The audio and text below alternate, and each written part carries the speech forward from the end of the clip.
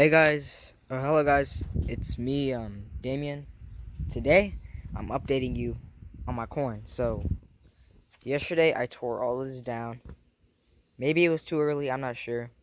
But, some of the corn wasn't good, but some was. So, I'm gonna show you the ones that weren't good. Like, this one was my bloody butcher corn. Not so well. Didn't get much seeds off of that one. This one is alright, I guess, but yeah. And there's more over here that aren't good, like at all. I just threw the bad ones over here, and the really good ones over here. I haven't harvested that one, but the really good ones are over here. These are insanely good, especially this one. I like this one the most. This one did good, but it has some mold damage, so yeah.